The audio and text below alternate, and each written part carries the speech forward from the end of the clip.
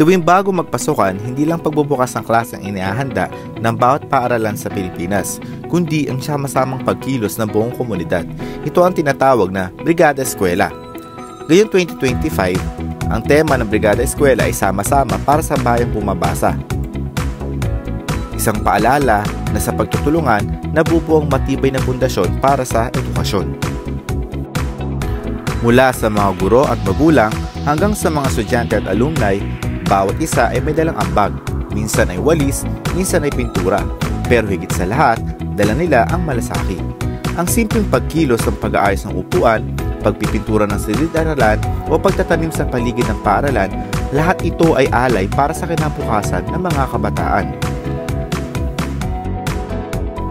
Hindi biro ang paghahanda para sa pasukan, pero sa tulong ng ating komunidad, napapadali ang bawat gawain. Ibang klase ang puso ng mga Pilipino. Lahat ng ito ay ginagawa ng walang hinihintay na kapalit, kundi ang tagumpay ng mga batang mag-aral. At bilang magulang, gusto nilang ipakita sa kanilang mga anak na ang edukasyon ay mahalaga at dapat itong paghandaan, hindi lang ng paaralan kundi pati ng pamilya at komunidad. Kahit ang mga estudyante, hindi nagpapahuli.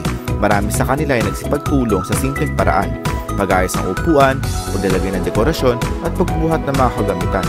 Sa murang edad, natututo silang magmalasakit. Ang Brigada Eskwela ay hindi lang preparasyon para sa pasukan. Ito ang isang pagpapatibay ng pagkakaisa, isang pagpapaalala na ang tagumpay ng bawat bata ay tagumpay ng lahat. At ngayon, habang ang mga bata ay muling papasok sa malinis, ligtas at maayos sa paaralan, dala nila hindi lang kanilang mga bag at lapis, kundi ang mga inspirasyon na may mga taong handang tumulong sa kanilang pangarap.